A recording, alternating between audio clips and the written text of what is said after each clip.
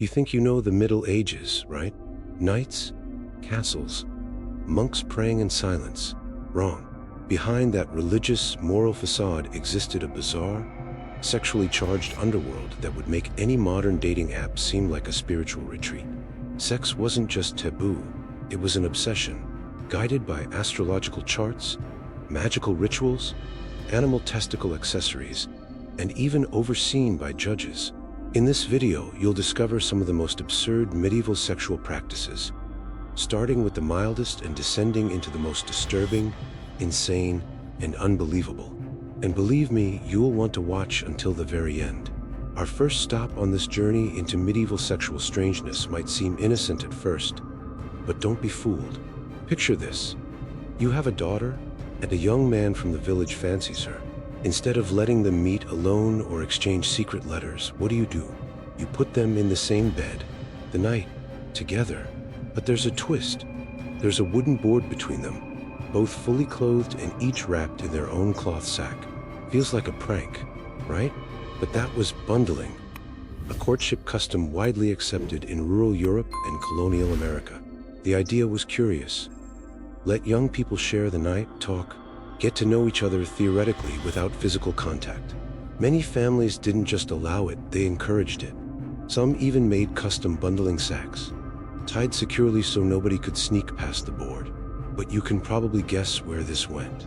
Despite all that preventative engineering, historical records show that pregnancy rates among couples practiced bundling were surprisingly high.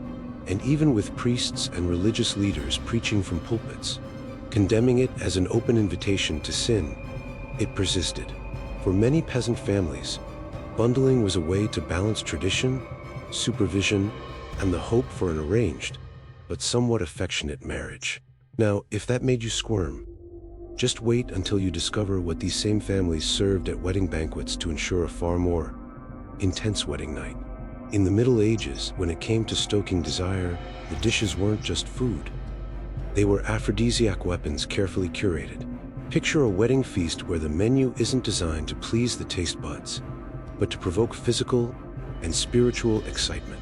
They serve things you'd never see in a modern buffet. Bull, ram, and boar testicles, believed to be direct sources of virility. Sparrow brains supposed to spark desire, and cooked reproductive organs, presented with pride and enthusiasm. And it wasn't just meat. Spices like cinnamon, ginger, saffron, and pepper held almost sacred prestige, believed to ignite the blood and awaken the flesh.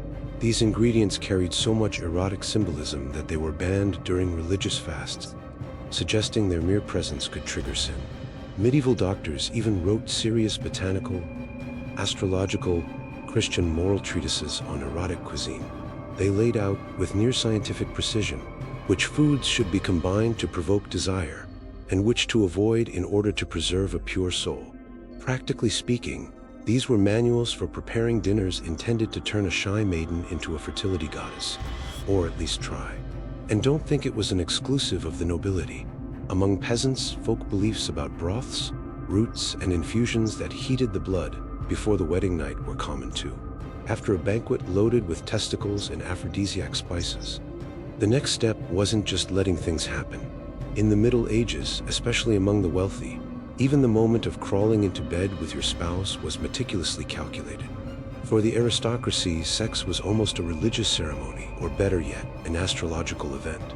They consulted professional astrologers to determine the ideal moment to conceive a child. Everything had to be perfectly aligned. The phase of the moon, the time of day, the humidity in the air, the temperature of the room. Even the direction of the bed, which was supposed to face east in reverence to the rising sun and the rebirth of life. But hold on, it gets stranger. There were also techniques meant to influence the baby's sex. One of the most popular, tying the man's left testicle before intercourse, believing it would result in a boy. Yes, that was the level of medicine at the time. Even with all this preparation, strict religious rules governed when sex could or couldn't happen. During Lent, forbidden. Sundays or the eve of Saints' days? Absolutely not. In total, nearly half the calendar was off limits for sexual activity. That's why noble families hired specialists who combined medical knowledge, faith, and astrology to create what we might now call a sacred erotic schedule. All of it to ensure an heir please God, and, of course, avoid scandal. But what happened when the sacred methods didn't work? That's when fertility accessories came into play. We now enter the territory of the so-called Venus belts, strips of fabric or leather tied around a woman's waist, embroidered with prayers, mystical symbols, and fragments of holy relics. These belts were believed to attract fertility and protect the womb from spells and curses. And it didn't stop there. Some noble women wore amulets made of narwhal ivory powder mixed with gemstones. This powder symbolized magical purity and uterine protection. On especially, shall we say, productive nights, some ladies went further, placing small conception stones inside their underwears, believing they channeled fertility energy directly to the womb. But don't think these rituals were exclusive to women. Men had their own accessories. Some wore magical rings or necklaces containing dried animal parts, especially goat or boar testicles, as symbols of virile strength. Others opted for something more direct: blessed underwear. There were even priests who charged money to bless medieval undergarments, promising enhanced potency, fertility, and even protection against jealous spirits. But while some families desperately tried to conceive, others sought ways to avoid pregnancy altogether. Some women, for example, wore necklaces with weasel testicles hanging from them. It was believed this amulet, worn during sex, would ward off conception. No matter how ridiculous it might seem today, for them it was a real barrier between sex and pregnancy. Other practices were even more dangerous. Some women drank homemade potions with ingredients like rusty iron, ashes, or even mercury, highly toxic substances that often did lead to infertility, but also to slow and painful death. And if you thought those methods were strange, listen to this. There was something called the sneeze method. After intercourse, some women would inhale pepper or other irritants, trying to sneeze forcefully enough to expel the semen. This was taken seriously, as if the body could reject pregnancy through a fit of sneezing.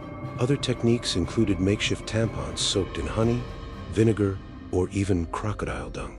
These substances were inserted directly into the vagina to block conception. In some cases, half a lemon was used as a primitive diaphragm, with the fruit's natural acidity acting as a rudimentary spermicide. But the biggest problem may have been misinformation. Many people believed that women were most fertile during menstruation, an error that led to countless unintended pregnancies. At the same time, the withdrawal method, known for centuries, was harshly condemned by both doctors and theologians. Why? They claimed interrupting intercourse caused mental illness, loss of vital energy, and in extreme cases, even death. But if avoiding pregnancy was already risky, consummating a marriage, or proving that it had been consummated, could be even more disturbing. Among aristocratic families, consummating the marriage was a legal requirement, especially when inheritance, land, or political alliances were at stake. But how could they ensure the act had actually taken place? The answer is, at the very least, uncomfortable. The newlywed couple was required to perform the act under witness. In some cases, family members and officials literally watched.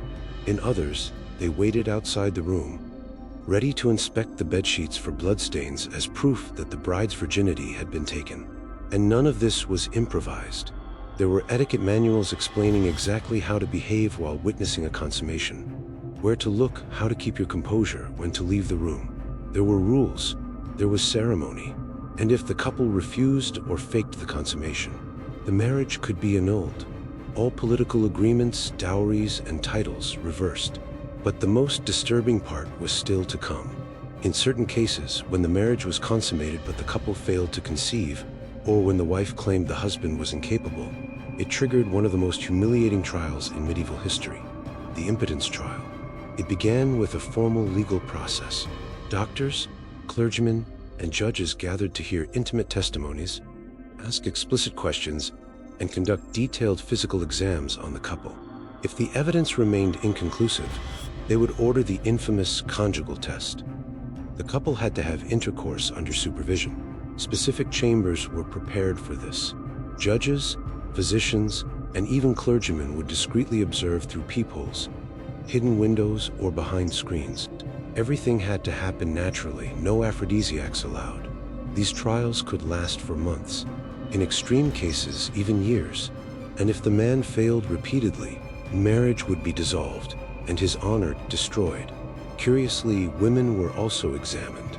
If the doctors concluded that the problem stemmed from the wife's body or behavior, she could be blamed for her husband's impotence.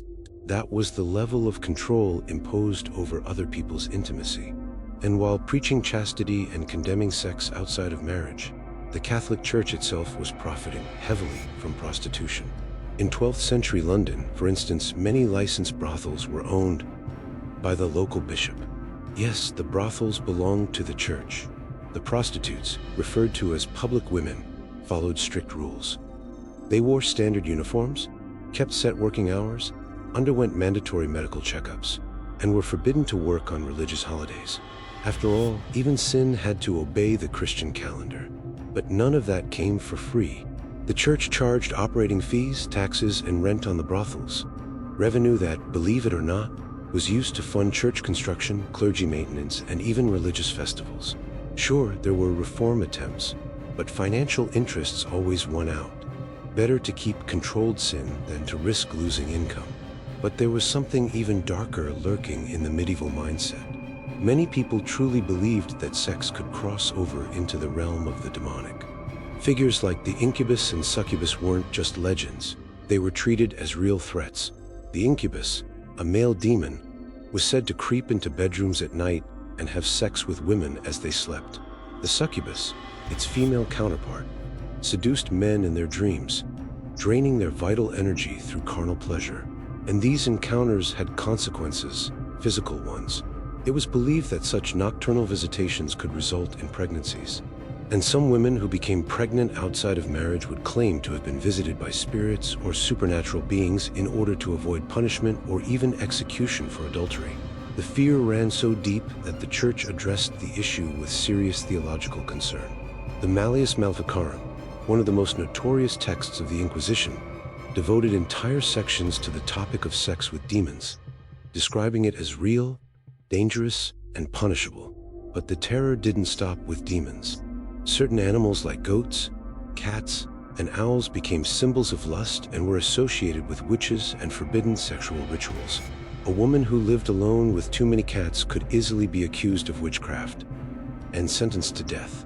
All of this, a mix of superstition, repression, and obsession, created a world where sex was simultaneously desired, feared, and punished. If you enjoy history told without filters, with all the dirty, shocking, and forgotten details that most books skip, make sure to subscribe to the channel, turn on notifications, and get ready to dive even deeper into the darkest corners of human history. And if you thought these medieval practices were insane, trust me, you haven't seen anything yet. Click the video on your screen right now to discover the most brutal war crimes ever recorded in ancient history.